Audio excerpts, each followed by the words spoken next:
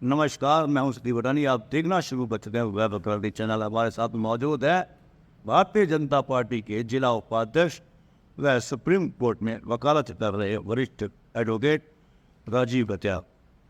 कत्याल साहब, सीधा सीधा मुद्दे पर आता हूँ। बीजेपी आपकी सेस मोड में आ गई, इलेक्शन ईयर है, तो अब तो स्टेट प्रेसिडेंट चेंज कर दिया है। ओम प्रकाश धनखड़ जी को राष्ट्रीय सचिव बना दिया। जो सांसद है कुल क्षेत्र के, उनको तो नया प्रदेश अध्यक्ष बनाया गया। देखिए, जो ये फैसला पार्टी ने और हमारे शीर्ष नेतृत्व ने लिया है, मैं इस फैसले का बहुत स्वागत करता हूँ।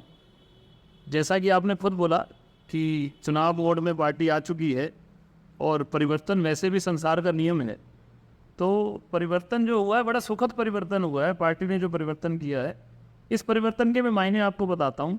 सबसे पहले तो जो हमारे ओम प्रकाश धनखड़ जी, जो पहले हमारे हरियाणा प्रदेश के अध्यक्ष थे, उनको प्रमोशन देकर उनको राष्ट्रीय टीम में लिया गया है, उनको राष्ट्रीय सचिव बना दिया गया है। तो इसके लिए तो मैं सबसे पहले माननीय ओम प्रकाश धनखड़ जी को बहुत बधाई देता हूँ और ये उम्मीद करता हूँ हमारे हरियाणा से जो इतने कुशल संगठनकर्ता जिनको ओम प्रकाश धनखड़ जी है, जिन्होंने हरियाणा के प्रदेश संगठन को एक नई ऊंचाइयों पर पहुँचाया है, आज उनकी कुशलता का और उनकी योग्यता का लाभ आज राष्ट्रीय टीम को मिलेगा। और जैसे कि आपको पता भी है कि लोकसभा के चुनाव आने जा रहे हैं, सबसे पहले 2024 में लोकसभा के चुनाव हैं, तो शीर्ष नेतृत्व को महसूस हुआ होगा कि लोकसभा में जो हमारे ओम प्रकाश धनखड़ जी हैं, उनकी जो संगठन कुशलता है उसकी ज़रूरत है, उनकी सेवाओं की ज़रूरत है, इसलिए उनको प्रमोशन देकर राष्ट्रीय टीम में लिया गया है। जहाँ तक बात मैं नायब सिंह सैनी जी की करूँ, सर्वप्रथम तो मैं उनको बहुत बधाई देना चाहता हूँ और आप सबको ये बताना भी चाहता हूँ, नायब सिंह सैनी जी बड़े कर्मठ पार्टी के बड़े छोटे लेवल से उन्होंने कार्यकर्ता रहकर जो आज इस ऊंचाई को पाया है, उसके लिए वाकई में बहुत बधाई के पात्र हैं।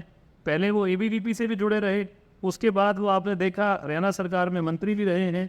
पहले जो मनोहर पाठ वन सरकार थी उसमें श्रम विभाग में मंत्री थे, उसके बाद आज वो कुरुक्षेत्र से सांसद भी हैं और अब उनको जो प्रदेश नेतृत्व की जिम्मेवारी मिली है, इसके लिए मैं हमारे कर्मशील जो हमारे मुख्यमंत्री हैं यशस्वी हरियाणा की, उनको भी बहुत बहुत धन्यवाद देना चाहता हूं कि उन्होंने इतना सुंदर चयन किया है। क्योंकि आप ये देखिए, नायब सिंह सैनी जी जैसा उनके नाम से भी है, ओबीसी वर्ग से हमारे जो आते हैं और उनको प्रदेश का दायित्व दिया गया है। भारतीय जनता पार्टी की ऐसी नीति है कि ये जो मुख्य धारा में समाज का जो पिछड़ा वर्ग भी है, उसको समाज की मुख्य धारा में लाना चाहते हैं। तो आज तो आप ये देखिए, मनोहर लाल जी के नेतृत्व में तो हरियाणा तरक्की कर ही रहा है, लेकिन हमारे जो प्रदेश के जो अध्यक्ष बन गए हैं नायब सिंह सैनी जी, वो पिछड़े वर्ग से आते हैं। जो ये तालमेल बनकर जो कार्य करेगा, इसका परिणाम वाकई में बहुत सुखद आने वाला है बुटानी जी, और मुझे पूरा विश्वास है और मुझे नायब सिंह सैनी जी से बहुत उम्मीद है। भारतीय जनता पार्टी का हर एक कार्यकर्ताओं से उम्मीद रखता है कि वो ये तालमेल बनाकर समाज के पिछड़े वर्ग को भी मुख्य धारा में लाने के लिए कोई कसर नहीं छोड़े।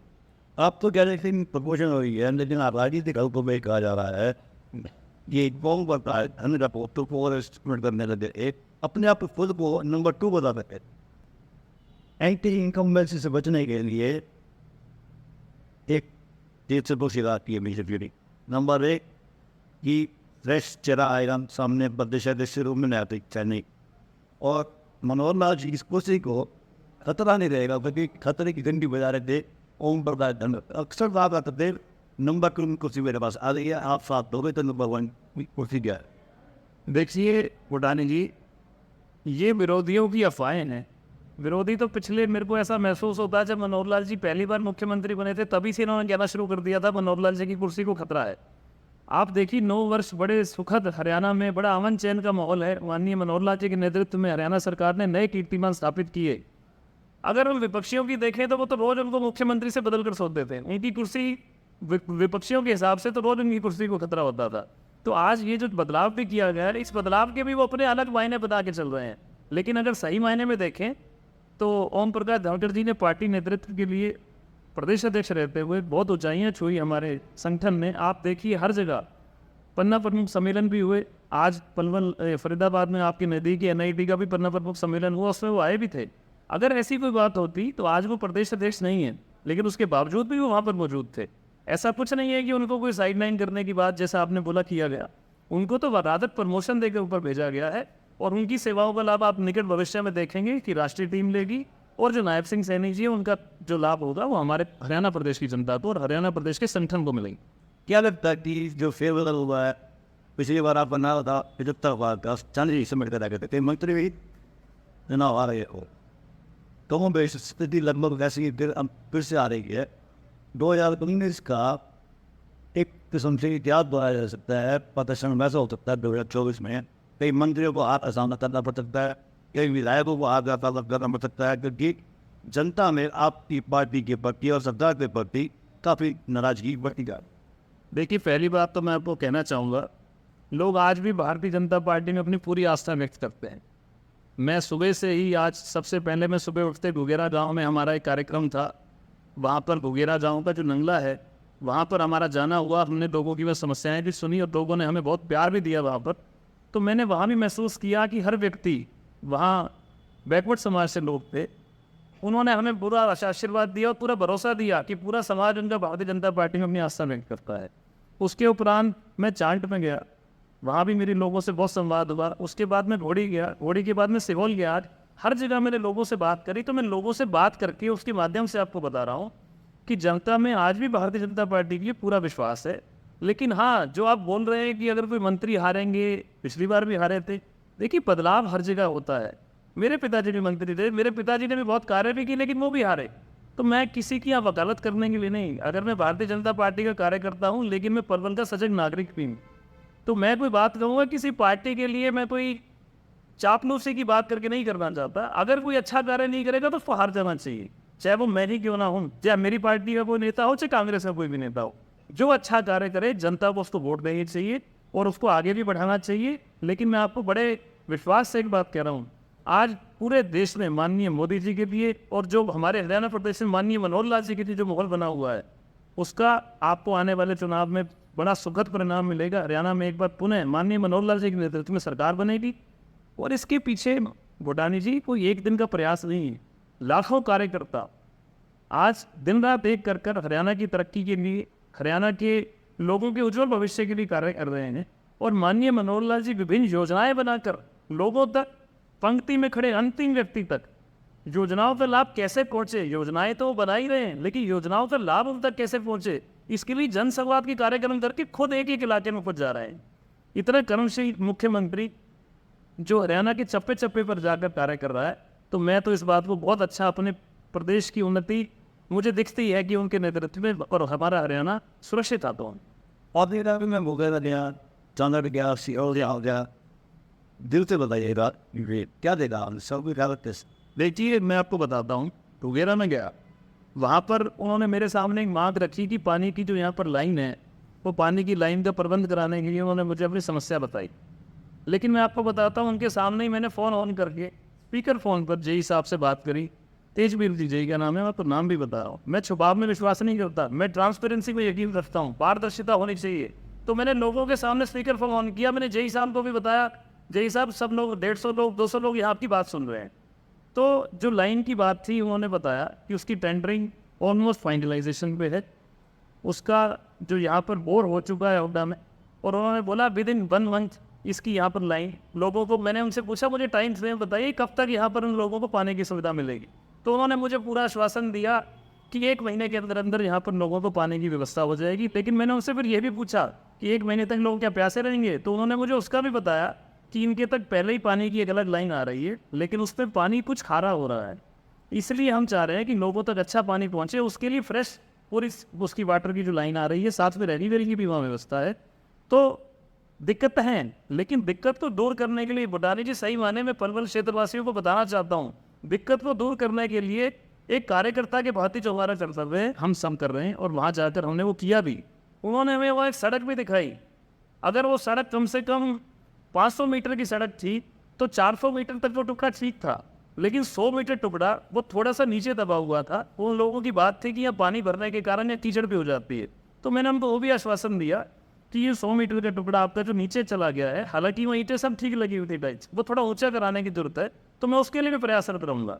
तो मैं आपको बता रहा हूँ, कोई भी सरकार हो, चाहे वो भारतीय जनता पार्टी की सरकार है, चाहे किसी अन्य तरह की सरकार है, प्रॉब्लम्स आती हैं, लेकिन उनको निवारण करने के लिए अगर उस पार्टी के कार्यकर्ता वहाँ मौजूद रहते हैं तो जनता के लिए बहुत अच्छी बात है।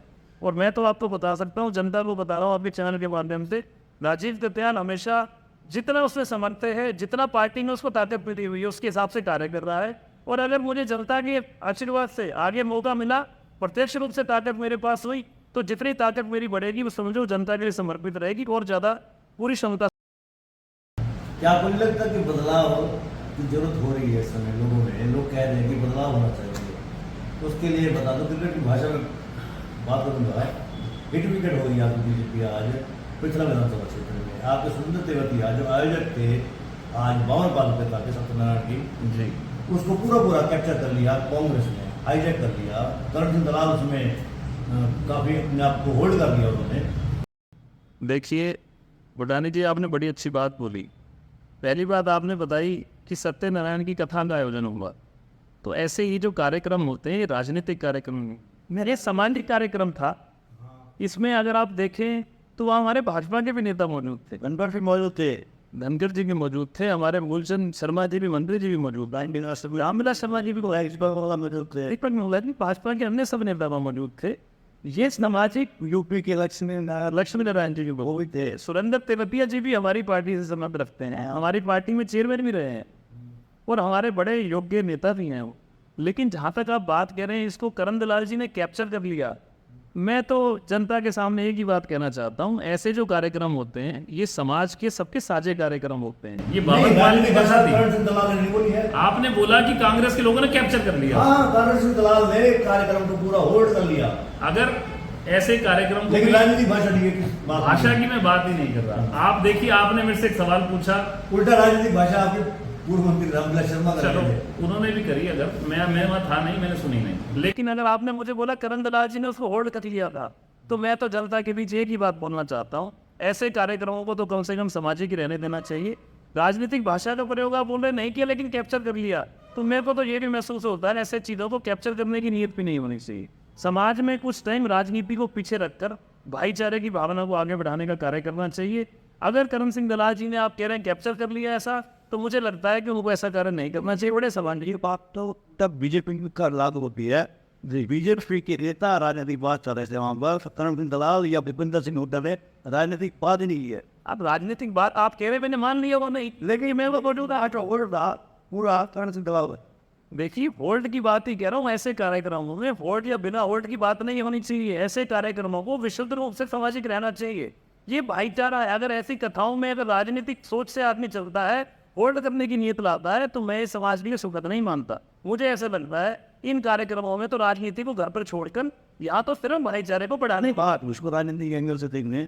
लेकिन ये बताइए कि सत्यनारायण कथा का कोई राजनीतिक लाभ ले सकते हैं? देखिए मैं फिर वही दोबारा बोल रहा हूँ, सुरेंद्र तेवतिया जो समाज को इकट्ठा करता है, जो समाज को एक स्थान पे एकत्रित करता है, उसको परमात्मा अपने आप आशीर्वाद देता है। तो उनको ये सोच रखनी नहीं चाहिए कि इससे मुझे राजनीतिक फायदा लेना है या उनको राजनीतिक फायदा मिलेगा। जो अच्छा कर्म कर रहा है भगवान उसके लिए अपने आप अच्छा सोचेगा।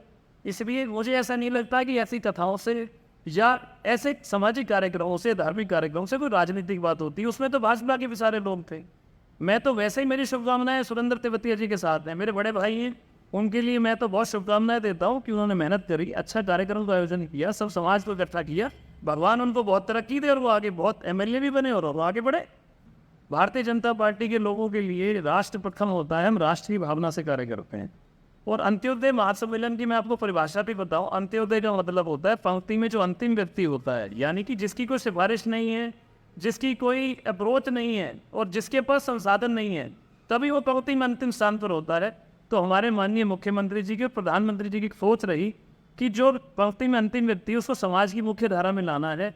उसके लिए नई नई योजनाएं बनाई जाती हैं, उन योजनाओं के द्वारा ही उसको लाभ पहुंचाकर उसको आगे लाया जा सकता है समाज की मुख्य धारा में। तो मैं आपको एक बात बड़े विश्वास से बता रहा हूँ, माननीय मनोहर लाल जी पिछले 9 साल से अगर आपने देखें लगातार नई नई योजनाएं बनाकर समाज के हर वर्ग को लाभ पहुँचाने का कार्य कर रहे हैं। अगर आप देखें पेंशन होल्डर्स की बात करें तो पेंशन जब हमारी सरकार आई थी 9 साल पहले, तो उस समय 1000 रुपये प्रति माह हुआ करती थी बुढ़ापा पेंशन। आज 2750 हो चुकी है और 3000 होने जा रही है। खाली घोषणा करके राजनीतिक फायदा लेने के लिए नहीं, समाज के बूढ़ा बूढ़ी हमारे जो दादा दादी होते हैं उनको लाभ पहुंचाने के लिए। अगर आप उसके बाद देखें घोषणा की बात करें तो जो मुख्यमंत्री शगुन योजना है 71,000 रुपये दलित समाज के जो हमारी वो बेटियां हैं उनके लिए 71,000 रुपये की घोषणा की हुई है। अगर आप आयुष्मान देखें तो 5 लाख रुपए की घोषणा जो करी हुई है तुमको बीमे का लाभ पहुंचाने के लिए, वो भी मनोहर लाल जी और माननीय मोदी जी के प्रयासों से हुआ। ये जो आप देख रहे हैं YouTube channel, Facebook page, Instagram और ट्विटर हैंडल, इसको आप लाइक फॉलो अवश्य करें और कमेंट बॉक्स में जाकर एक प्रतिक्रिया अवश्य दें। वोकल फॉर लोकल के लिए हमें आपका इतना सा सहयोग जरूरी है। धन्यवाद। जय हिंद, जय भारत। हम आपसे अनुरोध इसलिए भी करते हैं क्योंकि अगर आप ऐसा नहीं करेंगे तो लोकल चैनल कैसे आगे बढ़ेगा। मेन स्ट्रीम मीडिया के मुकाबले में लोकल चैनल ही आपका हितकर है।